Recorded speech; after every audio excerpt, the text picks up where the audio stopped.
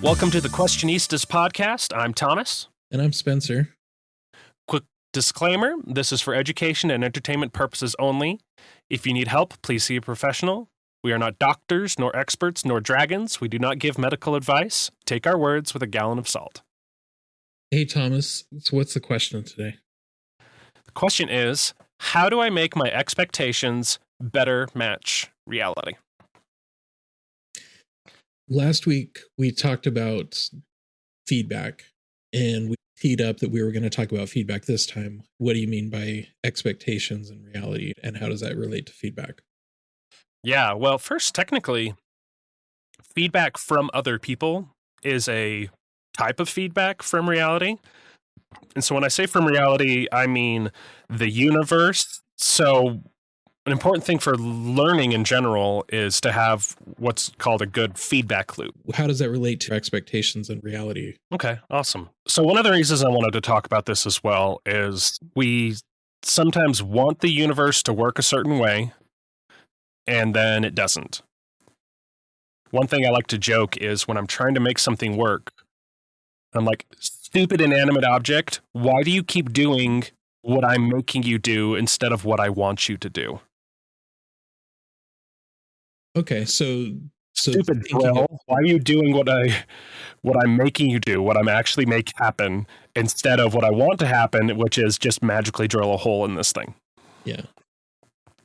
So there's feedback from reality, from the existence of just the universe that we live in, and then there's feedback from people. So this time we're going to talk about things that we really can't control.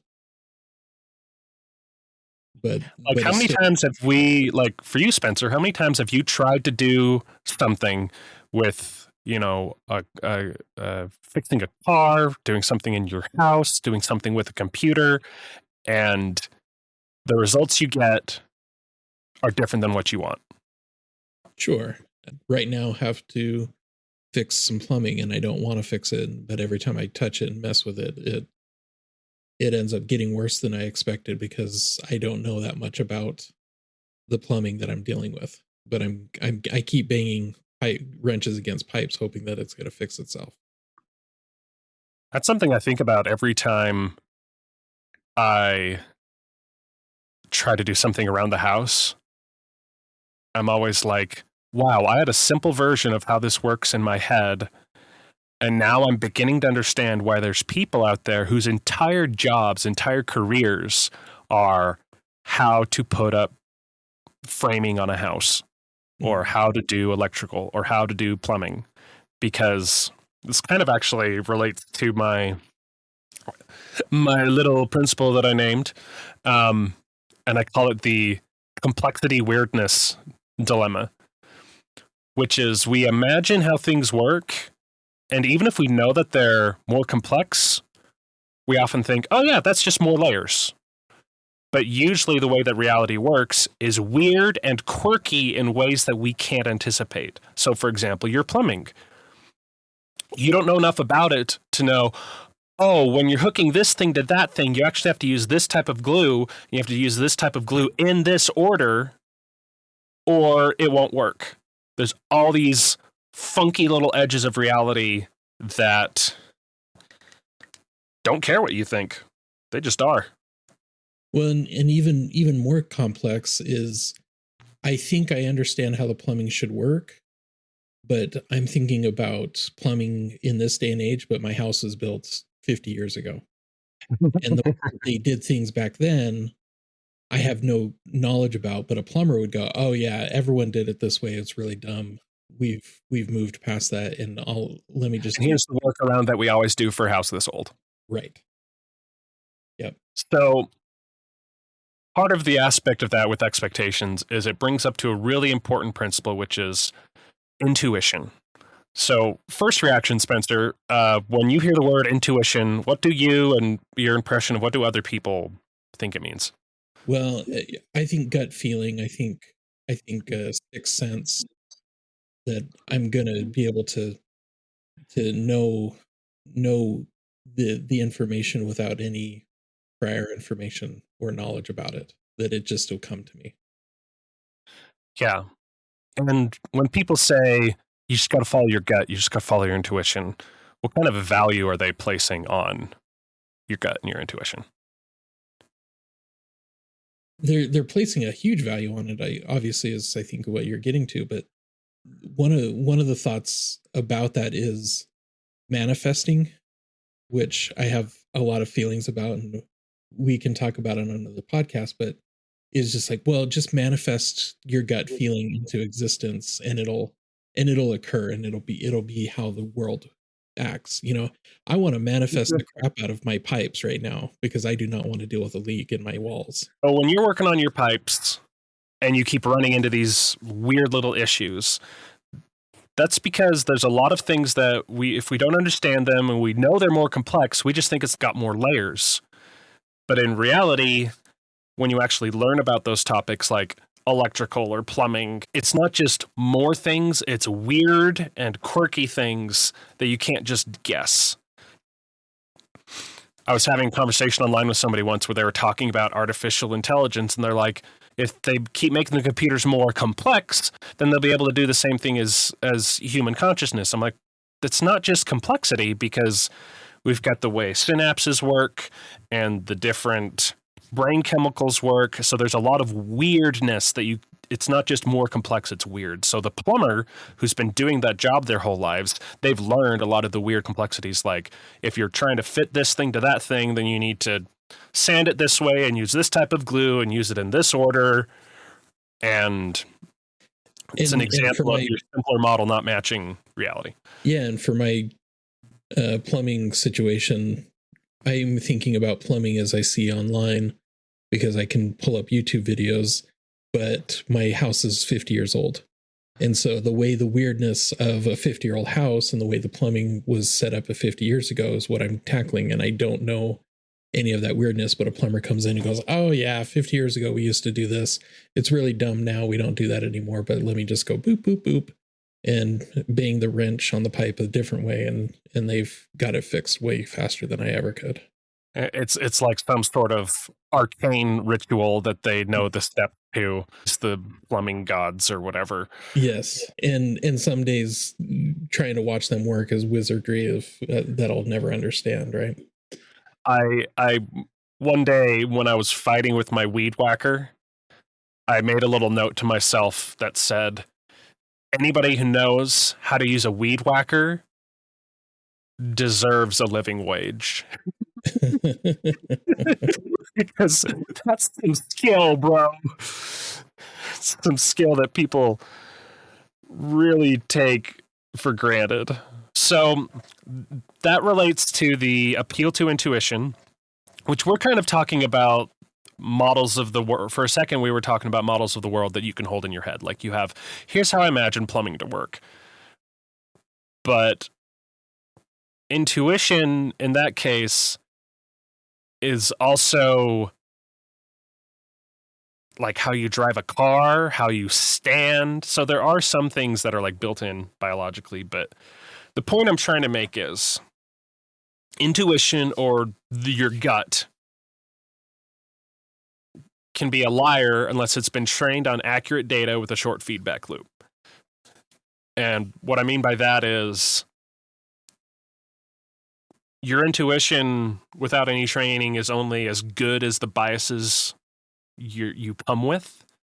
And those evolved, first off, not to be right, but just to help you survive. So intuition or your gut does not have some magic thing that helps you to automatically be more likely to be doing the right thing. Okay. Again, we evolved, our brains or our biases evolved to help us survive. They didn't evolve to help us to be right. Now, there are places where those have to overlap. Like what kind of food you eat, or if you exercise, or if you drink water. There's a lot of places where it doesn't, like the socioeconomics of a nation. We can have all sorts of irrational thoughts or incorrect thoughts about the socioeconomics of a nation because we don't have a tiny short feedback loop to teach us, oh, your idea that, you know, absolute capitalism or social medicine or whatever. I'm just using examples. I'm not saying these are right or wrong. I don't know. Maybe I am. you don't have a tight feedback loop to actually find out if you're right about those things. So I think I want to jump in and suggest something that's happened this week in social events, and I'm intentionally being vague on it, but is cognitive confirmation bias. I think the operative word in that statement about accurate data to make sure your gut's not a liar is a short feedback loop. And so the quicker that I can acquire a confirmation bias, the tighter and shorter that feedback loop is, and then the quicker I can be ingrained in my thought process. And one of the things that I saw was an event occurred in the United States this week, and both sides of the political spectrum immediately started making statements about how and why and what happened. Everybody created a story. Everyone created a story, and then you can flip through TikTok or Instagram or any social media, and you can listen to 100 people confirm the story that you're looking for. And yeah, that you want to believe. And so that reality, regardless of actually seeing the information about the event and watching it unveil firsthand, you can watch a whole bunch of people confirm what you want to believe, what you wanted to believe in the beginning. And thus we're creating a short feedback loop, but at the risk of actually not thinking through or not actually. Yeah, you're making a short feedback loop, but part of that principle was the gut is a liar unless it has been trained on accurate data with a short feedback loop. Yeah. Because if it's trained on bad data, then you're only going to be deeply ingrained in what you're currently doing. Then the next question is, how do we develop a better intuition, a better gut trained on accurate data? I think the short feedback loop is not the hard part, especially with modern technology pushing ideas on us at any time. But how do we make sure that we're maintaining good data? That's really hard, especially if you're going to talk about world level socioeconomics and what kind of public policy we should be voting for. People like to say humans are very irrational. Mm-hmm. And there's certain people on a certain side of the political spectrum. Actually, maybe I'm only saying this because a lot of them are my friends, but it probably happens on all sides. The people on the other side are so dumb. Why aren't they logical? Why don't they listen to facts? Why are they so driven by emotion? It's like, sorry, bro, that's everybody. But also, they're so irrational.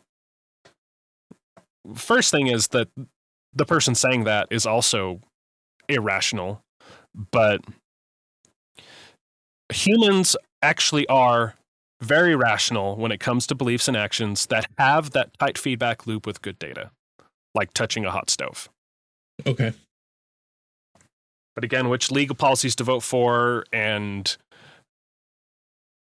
the meaning of life and morality can have such a broad feedback loop that we can have plenty of ungrounded beliefs. Right. And that's fine. I mean, that's natural, but the first thing that you can do, we were talking about people coming up with stories, right? Sure. The best thing you can do to start is to start with the assumption that your intuition about the universe is either wrong or incomplete. And anytime a good sounding story pops in your head, pause and go, okay, what other explanations could there be for this? How would I find out what those other explanations are? What would I need to know to find out which explanation is the most likely?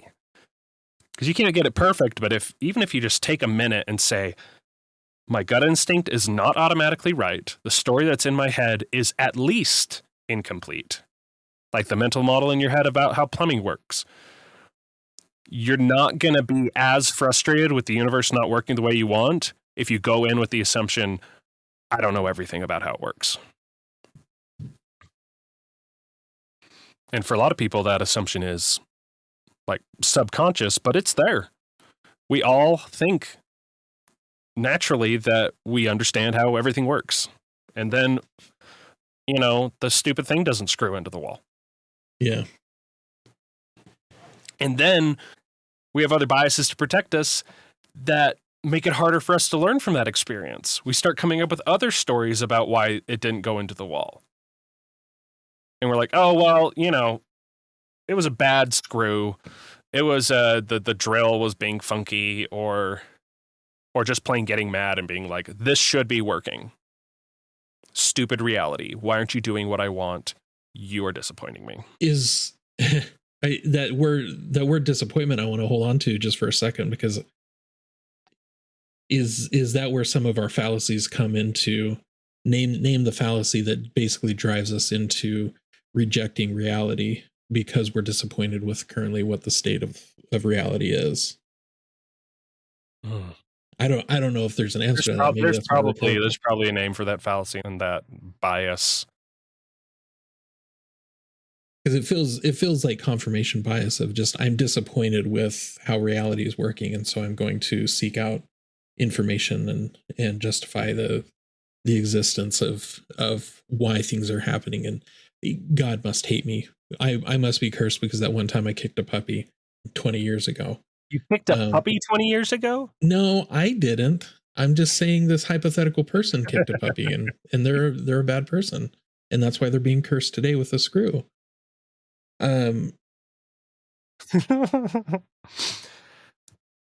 So then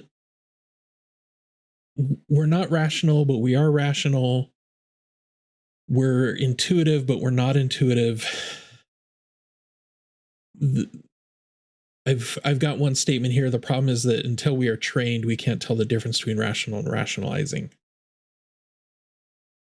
Even that it is a skill, you will never be perfect. Yep. Talk to me about rationality versus rationalizing, because I think that's kind of what we're touching on here. Yeah, it is kind of what we're touching on. And again, it's this whole expectations versus desires, reality versus the model in your head.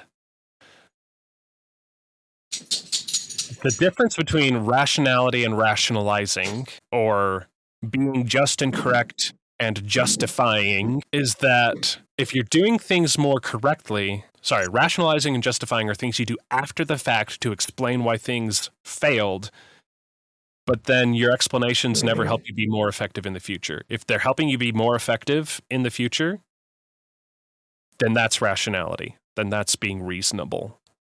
If they just explain the past, then that's just you explaining things away. So I guess what I'm saying is you got to test your explanations against reality. And if they help you be more effective, then that's good.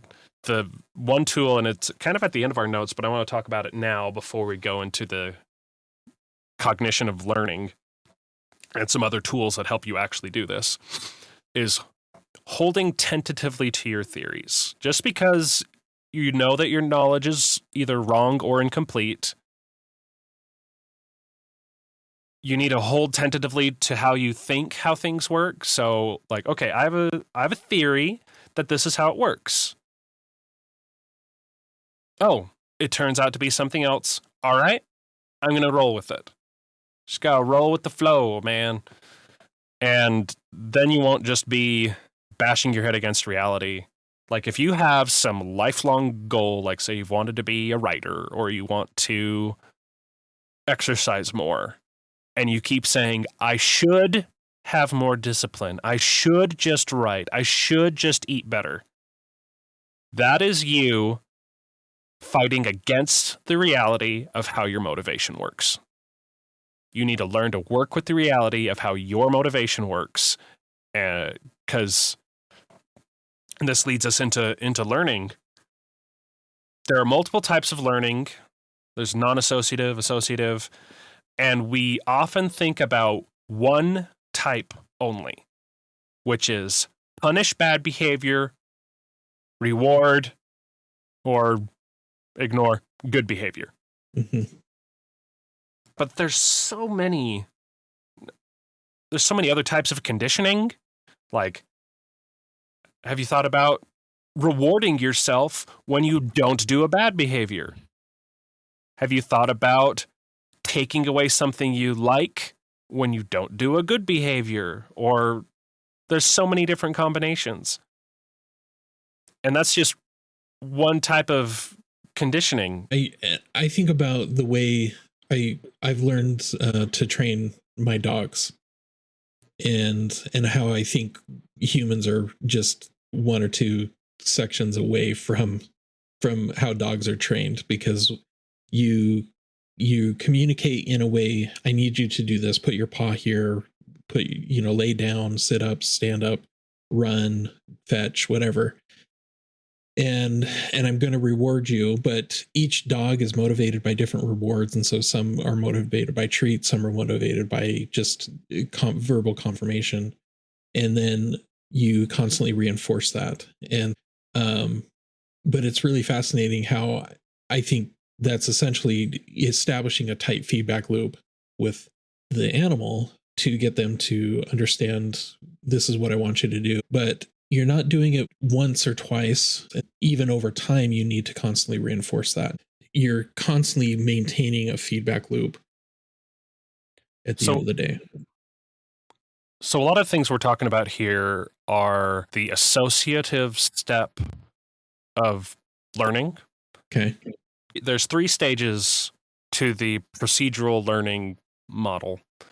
And the first one is cognitive. So let's say you're trying to learn a new skill. I think trying to drive a car is a good example, or say learning how to hit a baseball.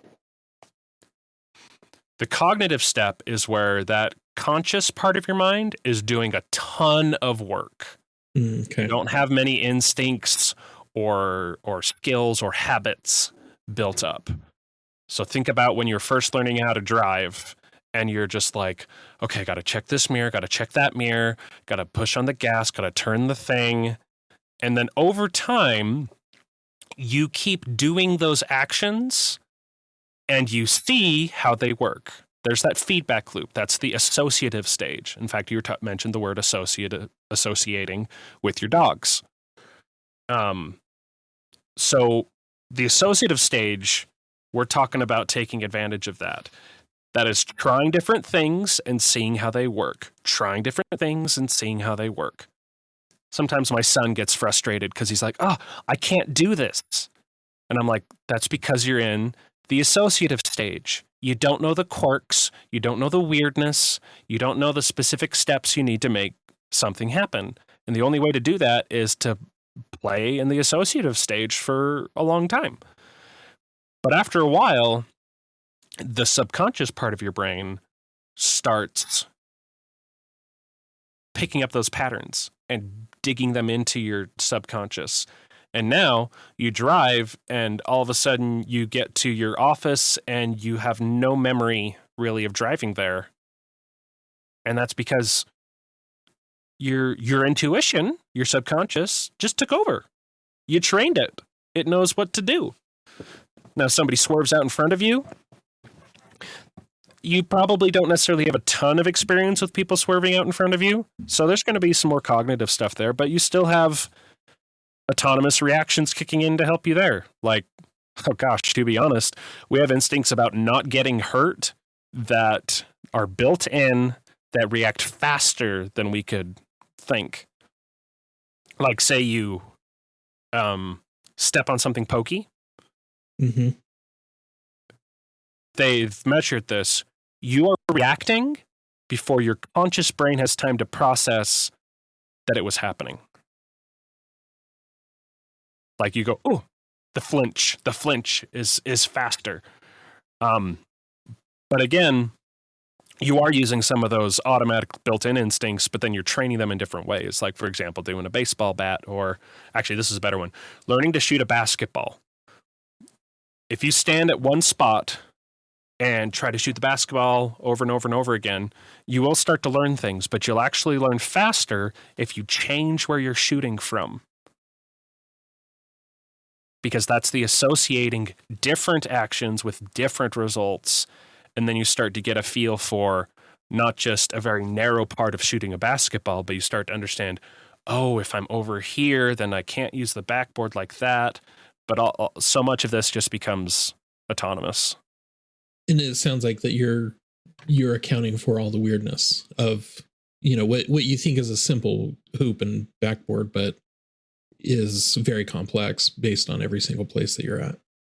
Yeah, one incredibly challenging example of this is golf, which is one of the reasons I think, I don't know if I just heard this, the only people who are interested in watching golf are people who sometimes play golf, because they know they're in that cognitive associative stage almost all the time for like the basic swing of golf.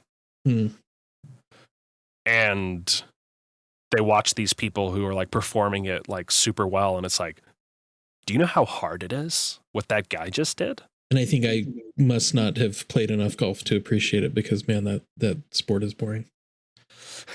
Yeah, it's like you got to have your feet at the right spot. You have to rotate your knees, your hips, your shoulders, your arm at the right angles and at the right times. If it's wild. Like I don't play golf, but I have done a few golfing activities before, and I'm just like, this is insane. Yeah. It's fun. It's fun to play. To be honest, I mean, it's very satisfying. And in some ways, I think that reward system that comes out of just once you do connect with the ball, you're just like, holy cow, I totally shanked that into the woods, but man, that was beautiful. And was that fun? And it's an interesting idea of, do you need to stay in autonomous? Are you better suited not to be on autonomous types of learning stages? Should you try to maintain cognitive and associative learning stages with good feedback loops, or is that golf is actually another good example of that, or tennis. My brother-in-law plays tennis, and they talk about going back to the basics. Mm-hmm. And that's kind of you going back to the cognitive stage for, say, I'm going to focus on my footwork. So you are almost restarting that learning process back at the cognitive stage for your footwork, which as you try different footwork, you're in the associative stage, and that's updating or revising what you've got in your subconscious. So, and the other thing is, I know people who are like amazing artists, but struggle to explain it to other people. If you want to be able to teach things, you have to keep at least a cognitive awareness of what's happening. Okay. Or I shouldn't say necessarily teach people, but in order to verbalize it, because you have people who learn skills and they become autonomous as subconscious, and they're just like the firefighter who, without consciously realizing it, hears a sound and says, "Get out of the room." Right. And then the room collapses.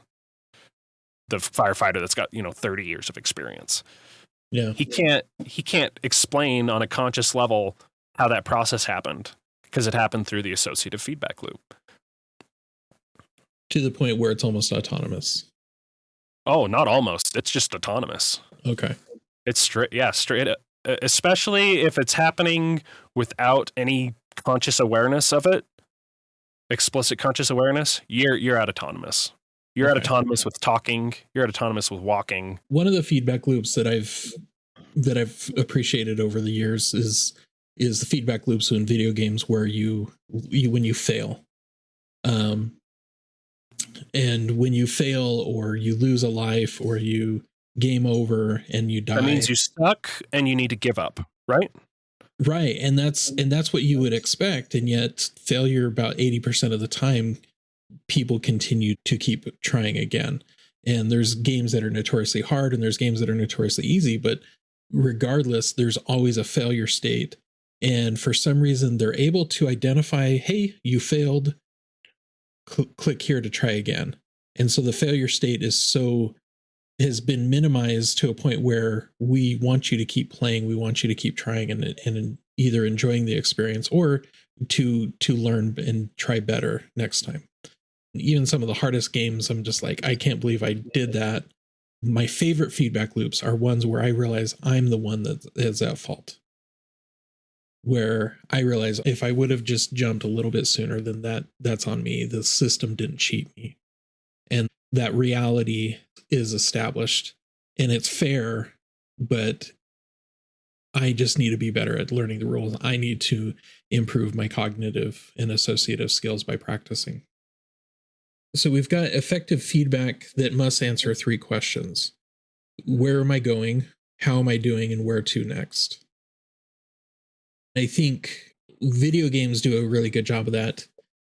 That notion of know where you're trying to do. You failed at it. You are able to reassess, and a good feedback loop, a good video game. Some games are not good at it, but a good game is able to help you identify. I know what I did wrong. I didn't jump fast enough. And then I know I'm going to try this different trick next time when I get in there. And sometimes, at the beginning, we talked about hitting your head against a wall and saying, oh, I'm trying the same thing every single time.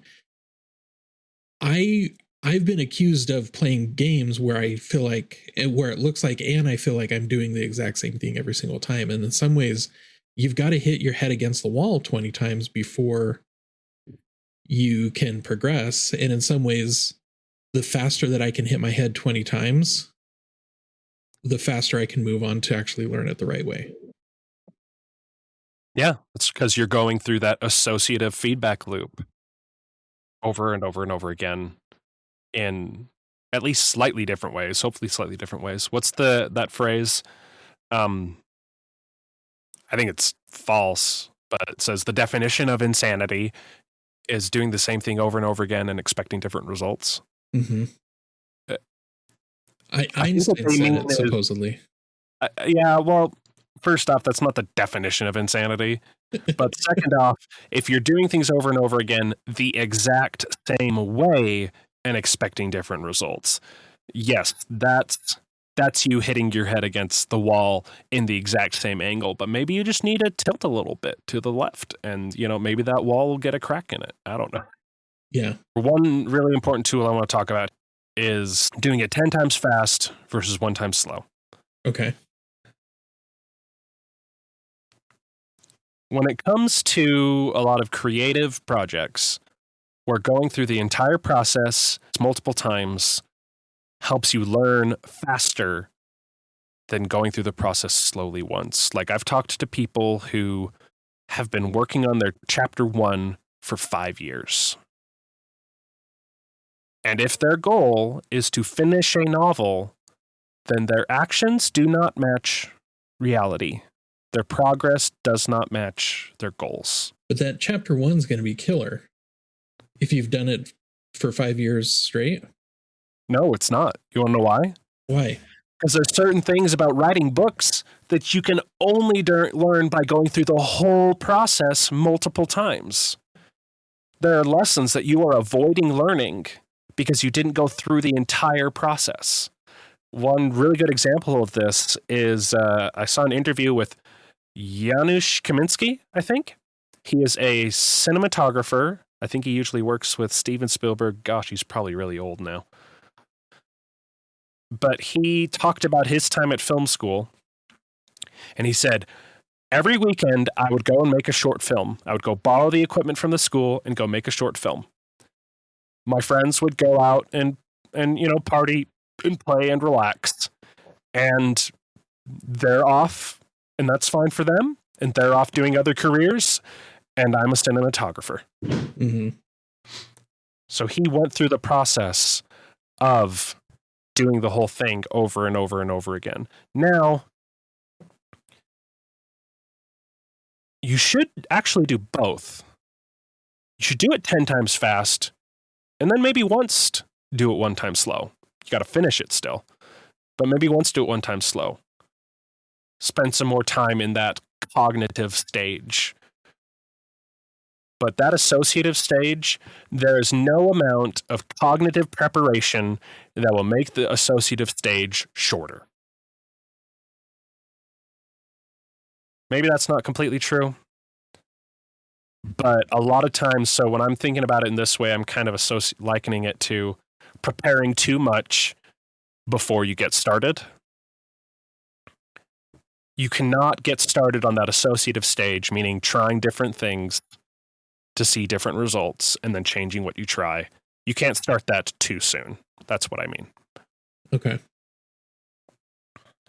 So one note you've got under the 10 times fast, 1 time slow is the attitude of play.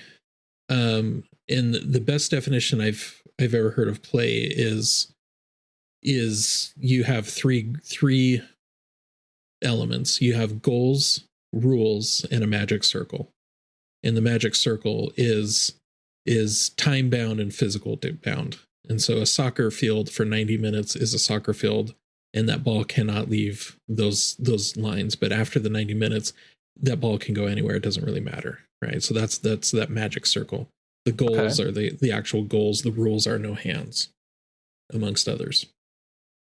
And so play I think is really interesting. Now, I disagree with your statement without expectations of doing it well. I think play has different goals because your goal this time may be to score as many points, but play the second time may be, I'm going to try to see I'm going to count how many times I kick the ball while I'm playing soccer, and I don't really care about. And so there's kind of meta goals that you set up for yourself, which I think ultimately allows you for those 10 times fast that you can play 10 games of a micro game within a soccer game while you're playing, if that makes sense. Yeah, it does. And I really like that because I often put emphasis on the expectations of doing something well or right, because that's often been a stumbling block for me. See, for that soccer example, imagine the expectation of doing it well keeping you sitting on the side of the field holding the ball and not going into the field. And that happens with a lot of people, especially with creative endeavors, but with learning something new, they go, I want to do it the right way. And then they just don't do it. They think the choice is doing it the right way versus the wrong way, but their choice is more like doing it wrong at first versus not doing it at all. Yeah. Well, and that becomes a perfection is the enemy of good in this situation where at some point you maybe playing and video games does this well, the stakes are very low. Like if you lose in a video game, it doesn't say if you lose this time, I'm going to delete the video game and you're never going to be able to play this again. If the stakes are that high, then that would be the stakes similar to living. And it's like, you got one chance to jump across that ledge, because if you don't, then you're going to curse splat. And no one wants to play that game. But guess what? Your species has had several thousand years to test associatively different bits of DNA and culture and contexts and upbringing to get to the point of making animals and species that either successfully jump across that ledge or don't try it because they're not dumb. So it's almost like, that's probably a bigger note. I'll just put it to the side for a second, but it's like on a species level, it's doing this associative. I mean, it doesn't intentionally do it, but different things are attempted and different things are more successful versus not. And I guess that's one of the biggest things I want to say. I'll let you have a chance to do a few closing thoughts too, is it is what it is, not what you want it to be. You have to learn to change your expectations to meet reality and work with the way that things work. And this includes yourself. This includes the habits and skills that you want to do, the things you're frustrated with about yourself. If you're not changing, if something isn't working, then either you can't do it or you need to do it a different way. The lingering question I've got is failure actually bad? I wish that we had either an updated definition for failure or a new word, because failure's got really bad PR. It's got a worse rep than it deserves. That's literally the learning process. Trying it fails or doesn't completely work, and trying it again a different way. That's literally what learning is. Like the very action of, like, say you're trying to like learn dates or memorize a map or something. The action of trying to remember, putting in that effort, failing, and then pulling up the right answer, that process is what makes your brain remember it later. Failure is critical to learning. Your brain will not work as hard to solidify info you're trying to learn without the emotional experience of, oh, I followed a different pathway and it didn't give me the result I wanted. Sounds like that's a great topic for the next episode. I like that too. All right, everybody. Thanks. Keep working with reality instead of against it. Be patient with yourselves and keep asking questions. Have a good day.